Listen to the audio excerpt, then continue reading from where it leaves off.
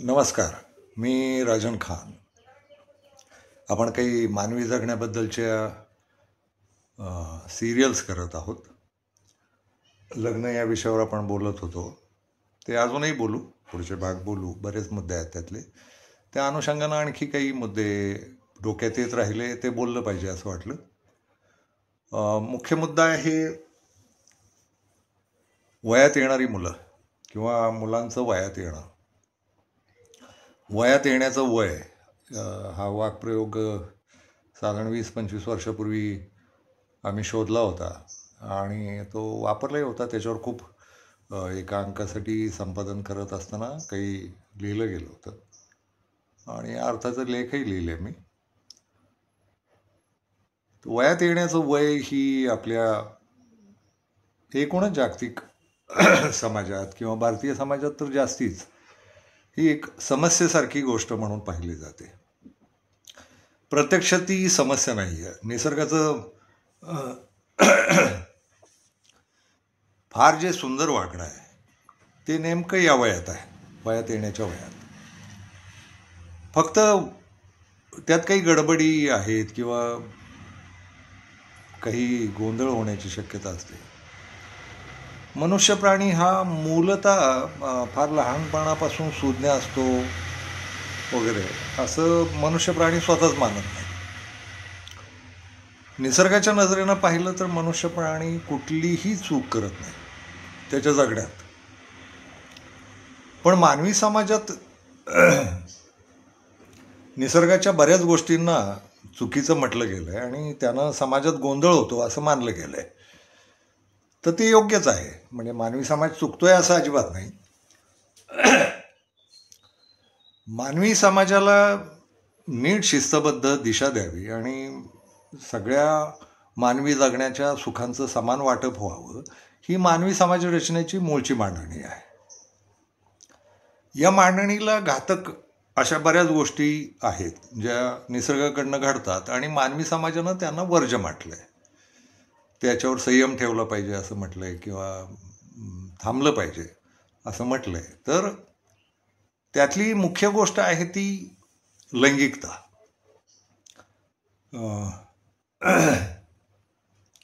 वयात येण्याचा अर्थच मुळात आहे की लैंगिक जाणीवांची उत्पत्ती, लैंगिक जाणीवांची माहिती आणि लैंगिक जाणीवा किंवा लैंगिक गरजांची पूर्ती म्हणजे वयात येण्याचं वय. हे निसर्गाकडनं देण्यात आलं आहे. पण मानवी समाजात या वयाला धोक्याचं वय म्हटलं गेलं आहे, सावधगिरीचं वय म्हटलं गेलं आहे आणि त्याची कारणं पण आहेत. याचं खरं कारण फार पूर्वीच्या मानव जमातीत भावनाशीलतेला फार जागा नव्हती किंवा शिस्तबद्धतेला फार जागा नव्हती. एक बेछूटपणा होता, एक उच्छृंखलपणा होता, मोकळेपणा होता आणि माणसं काहीही वागत होती. त्या काहीही वागण्याला शिस्त लावून समाजाला शांत करणं, शिस्तबद्ध करणं आणि सरळमार्गी करणं असं समाजरचनेनं ठरवलं आणि त्यातनं तो संघर्ष सुरू झाला, निसर्गविरुद्ध मानवी समाज. आणि नेमकं त्याच्या या संघर्षाच्या मुख्य मुद्द्यात असतं ते वयात येण्याचं वय.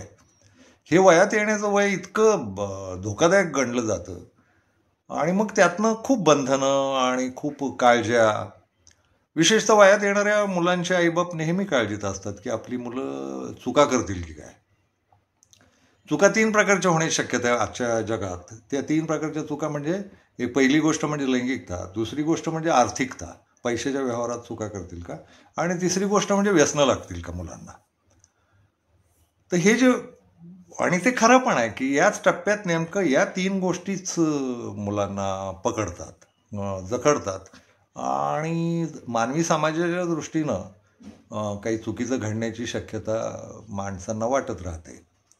निसर्गाच्या दृष्टीनं यातलं काही चुकीचं नाही. म्हणजे आर्थिकता तर निसर्गात नाहीच आहे. म्हणजे पैसा ही गोष्ट निसर्गाची नाही आहे. व्यसनं ही गोष्ट पण ती तशी नैसर्गिकच म्हणावी लागेल, कारण पण तरी तिला निसर्ग जबाबदार नाही. लैंगिकतेला मात्र पूर्णपणे निसर्गच जबाबदार आहे. लैंगिकता ही निसर्गाची पूर्णपणे एकट्याची देणगी आहे आणि एकट्यापुरती देणगी आहे.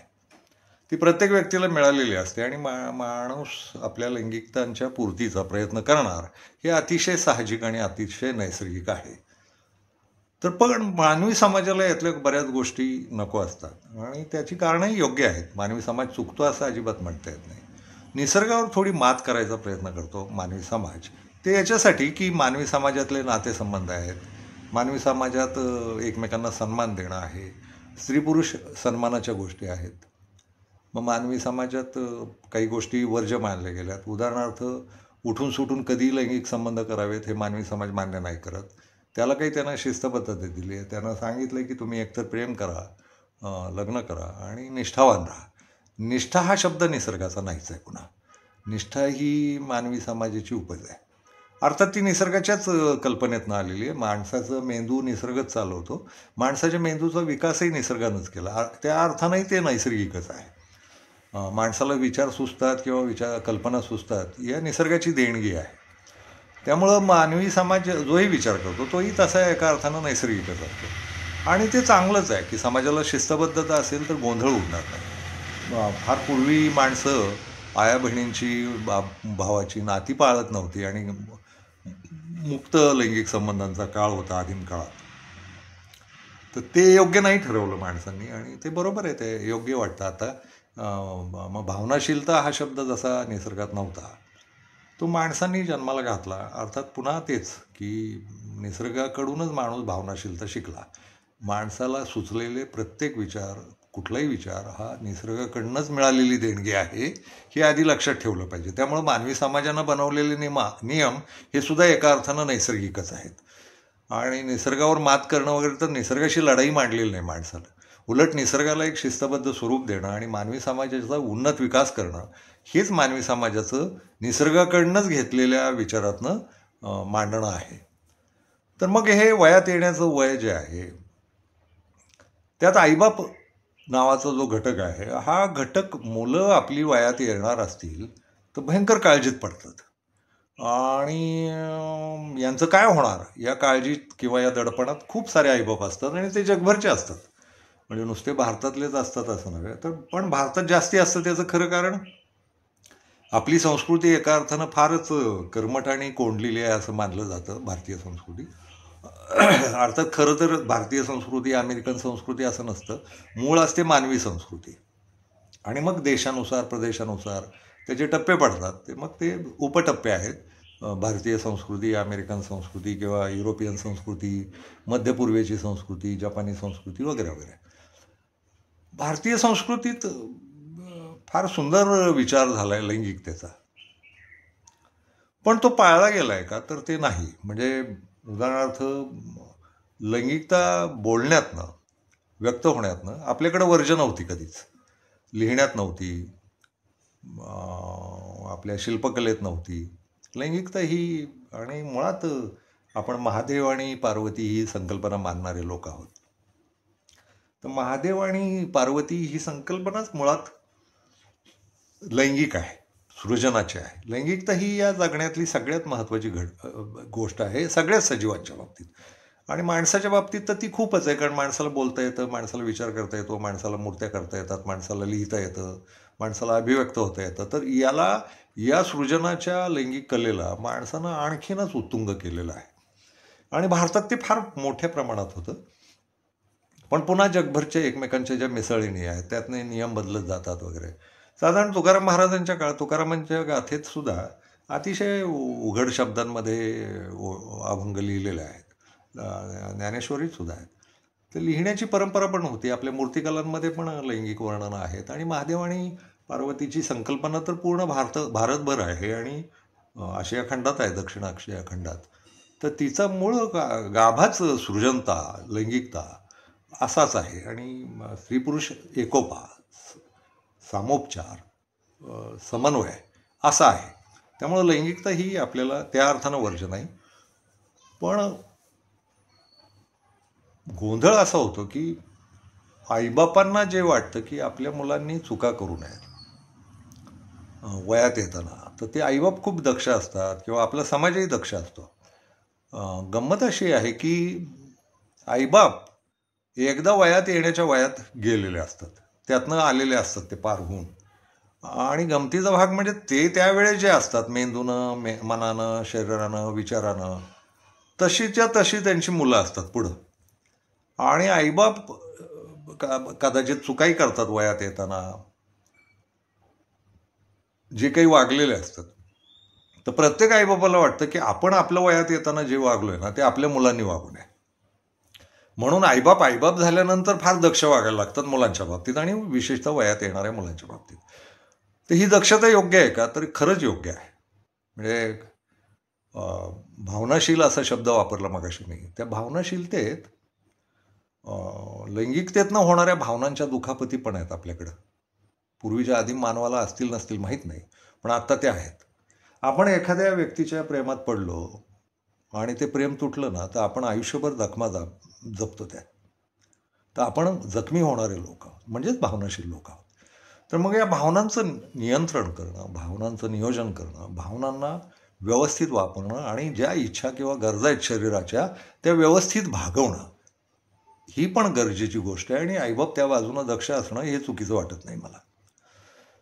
पण ती एक फार मस्त गमतीची गोष्ट सापडते की आईबापांनी ज्या चुका केलेल्या आहेत किंवा आईबाप वयात येताना जे वागलेले आहेत, त्यांनी स्वप्नरंजने केलेले असतात, काही लैंगिक कृत्य केलेली असतात, ते आपल्या मुलांनी करू नये असं त्यांना वाटत राहतं. पण मग त्यांना त्यांच्या त्या वयात येण्याच्या वेळेसही सांगायला कोणी नसतं, हा तो दोष होता. आणि गंमत अशी की ह्या आईबापांच्या काळातही मुलांशी संवादी व्हायला कोणी नसतं, हा एक भाग आहे त्यातला. त्या अर्थानं मला लक्षात आलेली गोष्ट आहे की वयात येताना आपल्याकडची मुलं मुली ही बहुधा अनाथ वाढतात मानसिकतेनं. ती एकटी पडतात, एकट्यापुरती पडतात आणि एकट्याशीच विचार करत राहतात. त्यांच्या त्या महत्त्वाच्या म्हणजे जगाच्या केंद्रस्थानी सजीवांची लैंगिकता म्हणालो मी, लैंगिकतेसारख्या महत्त्वाच्या विषयावर बोलायला, एकमेकांशी बोलायला, चर्चा करायला घरगुती पातळीवर कोणीही नसतं. हा मोठा दोष आहे. म्हणजे एकेकाळच्या खुल्या संस्कृतीत कदाचित तुकोबांच्या आधीच्या काळात वगैरे थोडं खुलेपणानं बोललं जात असेल, किंवा लहान मुलांची लग्न लावून द्यायची त्यावेळेस. आता ते पुन्हा लग्नाची वयांचे पण अटी आल्यात, कायदे पण आलेत. कायद्यात लैंगिकतेचा विचार नाही आहे. म्हणजे लैंगिकता मुलांची सहसा 13, 14, 15, 16 या वयात सुरू होते आणि लग्नाचं वय 21 करा, 18 करा असले काहीतरी जगभर वाद चालू असतात. तर ते 13 ते 18 या वयोगटात किंवा 13 ते 21 या वयोगटात मुलांनी किंवा मुलींनी काय वागायचं याचं नियोजन नाही आपल्याकडे. ते नियोजन झालं पाहिजे, त्याच्यावर कधी विचार नाही झाला. मध्येच एक लाट येते की कुणीतरी म्हणतं लैंगिक शिक्षण दिलं पाहिजे, मग लैंगिक शिक्षणाची लाट येते. तर लैंगिक शिक्षण म्हणजे नेमकं काय शिकवलं जातं? तर लैंगिक शिक्षण म्हणजे शरीरशास्त्र शिकवलं जातं. लैंगिकता म्हणजे काय? तर लैंगिकता ही अनेक गोष्टींवर अवलंबून आहे. त्यात आहार आला, व्यायाम आला, निर्व्यसनीपणा आला, व्यवस्थित राहणं आलं, आंघोळ करणं आलं, विचारांची पद्धत आली, अभ्यास आला, आणि प्रत्यक्ष लैंगिक कृती आल्या, त्यातली समाधानं, असमाधानं, असं अनेक मोठा विषय आहे तो. याच्यावर आपल्याकडं फार त्रोटक ज्ञान दिलं जातं. आणि जे ज्ञान मिळतं ही मुलं अनाथपणे घेतात. वयात येणारी सगळी मुलं मानसिकतेनं अनाथ असतात, एकटी पडलेली असतात आणि त्यांच्याशी लैंगिक विषयावर संवाद करायला कोणी नसतं, त्यांच्याशी खुलून बोलायला कोणी नसतं. आणि यातलं काय चूक, काय बरोबर, कसं व्यवस्थित सगळं लैंगिक आयुष्य जगावं याच्यावर आपल्याकडं मार्गदर्शन नाही. भोंदू डॉक्टर्स असतात आणि काही खरे डॉक्टर्स असतात, ते इतकं विद्यापीठीय पातळीचं बोलतात की ते आणि तांत्रिक भाषेत बोलतात. गमतीचा भाग असा आहे, मराठी लैंगिकतेसाठी बहुधा इंग्रजी शब्द वापरले जातात. मराठीत सगळे शब्द उपलब्ध आहेत, ते शब्द वापरणं अश्लील समजलं जातं आणि त्याला पर्याय म्हणून मग इंग्रजीतले शब्द वापरलेले चालतात. 200-300 वर्षापूर्वी इंग्रजी नव्हतं तेव्हा कुठले शब्द वापरत असतील आपले पूर्वज, असा आपण विचारच करत नाही. आणि आत्ता कोणी शब्द वापरला एखादा तर त्याला वावगं म्हटलं जातं. गंमत अशी की लैंगिक शब्द कसे वावगे असतील? लैंगिकता ही जर आपल्या पूर्ण मानवी जगण्याची मूलभूत आहे, तर मग तिच्यात लैंगिक शब्द हे ज्या पूर्वजांनी तयार केले ते काय मूर्ख होते का? जगण्यातल्या प्रत्येक गोष्टीला शब्द देणं, नाव देणं हे मानवी पूर्वज वागत आले आणि त्यातनं एक भाषेचा अवाढव्य पसारा उभा राहिला आणि सगळ्या भाषांचा. त्यात लैंगिक गोष्टींनाही शब्द दिलेत, तर ते शब्द उच्चारणं अश्लील गृहीत धरलं जातं. तर ते पण आहे. त्या बंधनाचं काय करणार आहोत? आणि सगळेच्या सगळे काही इंग्रजी शिकलेले नसतात आणि शिकणारच नसतात. तुम्हाला तेही सांगून ठेवतो की जगभर सतत इंग्रजीचा प्रसार होईल वगैरे हे या भ्रमातनं बाहेर घ्या. भाषा मरतील, जगतील, काही होईल, पण सगळीकडे जगभर इंग्रजी बोलतायत सगळेच लोक, हे शक्य नाही. तर त्या ज्या कुठल्या स्थानिक भाषा आहेत ना, त्यांनाही स्वतःचं अस्तित्व राहणारच आहे. पण मग स्थानिक भाषेतल्या स्थानिक लैंगिक शब्दांचं काय करणार आहोत? तर ते वापरायला बंदी आहे आपल्याकडे. आपल्याकडचे मग विद्वान लोक, तथाकथित विद्वान, मार्गदर्शक, हे इंग्रजी शब्दांचा आधार घेऊन बोलत सुटतात. पुन्हा ते संस्कृतनिष्ठ शब्द, मराठी शब्द, प्राकृत शब्द, असं काहीतरी फरक आहे. तर मुळात भाषेच्याच बाबतीत, लैंगिक भाषेच्याच बाबतीत घोळा सापडलेले लोक आहोत आपण. त्यात संवाद कधी करणार आणि कसा करणार? आणि पुन्हा संवादाची लाज. आईबाप बोलणार कसं? कुठल्या भाषेत बोलणार मुलांशी? मला एक मुद्दा बोलायचा आहे आणि मग पुढच्या भागात आपण आणखी मुद्दे बोलू. लैंगिक शिक्षण हे मुलांचं आपापल्या घरातच झालं पाहिजे, या मताचा मी आहे. बाहेर जायला नको आहेत मुलं. ती शाळेत जायला नको आहेत, किंवा ती मुताऱ्यांमध्ये संडासात ते जे काही अश्लील वाङ्मय लिहिलेलं असतं घाणेरडं, तिथं जायला नको आहेत, किंवा अबोध वयातली ते मित्रमंडळी एकमेकांशी येऊन ज्या काही कल्पना एकमेकांशी बोलतात तिकडं जायला नको आहेत, किंवा पिवळी पुस्तकं मिळतात, ते अश्लील चित्रपट मिळतात, त्यातनं काहीतरी चुकीचे समज आणि गैरसमज असतात. ते एक शिस्तबद्ध मेंदू लैंगिकतेचा तयार झाला पाहिजे, यासाठी प्रयत्नशील राहिलं पाहिजे आपण, असं मला वाटतं. आणि ते लैंगिक शिक्षण घरातच मिळालं पाहिजे, या मताचं आहे. कोण देणार? तर आपल्या मुलांना लैंगिक शिक्षण हे आपल्या आईबापांनीच दिलं पाहिजे. आईबाप हे त्यांच्या लैंगिकतेतनंच मुलांना जन्माला घालतात, हे लक्षात घ्या. हे इतकं सत्य आहे. तर मग मुलं लहान असेपर्यंत ती ज्या काळजीनं वाढवली जातात, तर त्याच काळजीनं किंवा मैत्रीनं वाढवली जातात. बघा, आईबाप आहे ना, मुलांची सर्वात जास्ती मित्र कुठल्या वयात असतात? तर मुलं वयात येण्याच्या आधीच्या वयात असतात. फार मित्रासारखं, खेळगड्यासारखं वागतात, सवंगड्यासारखं वागतात. आईबाप दोघंही वागतात. पण मुलं जशी वयात यायला लागतात तेव्हा आईबाप त्यांच्यापासून फटकायला लागतात आणि मुलंही त्यांच्यापासून फटकायला लागतात. तर या फटकण्याचा आपल्याला विचार करायचा आहे की हे फटकणं का होतं आणि या फटकण्याला काय मार्ग काढू आपण. तर ते फार महत्त्वाचं आहे. त्या फटकणं कसं कमी करता येईल, आणि आईबाप मुलं मार्गी लागेपर्यंत कसे त्यांचे सवंगडी राहतील, कसे जोडीदार राहतील, कसे साथीदार राहतील, आणि कसं त्यांच्याशी मोकळेपणानं बोलत राहतील, हे पाहावं लागेल. आणि मी या ठाम मताला आलेलो आहे की बाहेरच्या कुठल्या तरी माणसांनी, मुलांनी, समाजानं किंवा पुस्तकांनी किंवा चित्रपटांनी किंवा डॉक्टर्स मंडळींनी बाहेर मुलांना लैंगिक शिक्षण देण्याऐवजी मला असं वाटतं की लैंगिक शाळा ही आईबापांमध्येच आहे. आईबापांनीच आपली मुलं लैंगिकतेच्या बाबतीत शिस्तबद्ध केली पाहिजेत. आणि त्यांच्यासारखा अनुभवी गुरु पण नाही ना कोणी. त्यांनी वयात येताना ज्या चुका केल्यात किंवा वयात येताना ते जे वागलेत त्यातलं काय काय घडावं आणि काय काय घडू नये असं आईबापांनाच माहिती असतं ना. तर हे आईबाप आपल्या मुलांशी बोलू शकतात ना, की काय दक्षता घ्याल, कसं वागाल. तर हे करण्यासाठी आपण काही पद्धतशीर काही मांडण्या करत जाऊ. मी टिपणं काढीन आणि मग टिपणं काढत बोलत राहू. लैंगिक शिक्षणावर आईबापांनी लक्ष दिलं पाहिजे, हा त्यातला गंभीर मुद्दा आहे. आईबापांनी विचार करावा. त्यांना काही सुचलेले मुद्दे असतील, प्रश्न असतील तर जरा मोकळेपणानं बोलू. कारण समाज आणि कुटुंब निकोप व्हायचे असतील तर लैंगिकता ही अतिशय शैक्षणिक पद्धतीनंच आणि घरगुती शैक्षणिक पद्धतीनं आणि आपल्या भाषेतच, स्वतःच्या स्थानिक भाषेत चालवली पाहिजे, या मताचा मी आहे. आणि मग ते हळुवारपणे मार्गदर्शन करता येऊ शकतं. आईबापच खरे मार्गदर्शक आहे, दुसरं कुणीही नाही. मुली आणि मुलं वाढवताना आईबापांनीच त्यांचं गुरु झालं पाहिजे, मित्र झालं पाहिजे. आणि बाहेरचा कुठलाही माणूस नाही, अगदी चुलता नाही, मामा नाही, मामी नाही, चुलती नाही, आजी आजोबा पण नाही. आजी आजोबांकडनं खरं तर आईबापांनी शिक्षण घ्यावं आणि आईबापांकडनं मुलांनी शिक्षण घ्यावं, असा टप्पा आहेच आहे. पण आजी आजोबांचंही ते चुकलेलं असतं. आणि आता आईबापही वयात येणाऱ्या मुलांच्या बाबतीत अनाथ झालेले असतात. नुसती मुलं अनाथ होत नाहीत. आईबाप घाबरतात, आईबाप काळजीत पडतात, दडपणात जातात, काय होणार, आणि मग सतत लक्ष ठेवणं, आणि मुली असतील तर मग जास्ती लक्ष ठेवणं, मुलींना जास्ती नियंत्रणात ठेवण्याचा प्रयत्न करणं, कोंडून ठेवण्याचा प्रयत्न करणं, नियम लावणं, मुलांना त्यातल्या त्यात सूट देणं.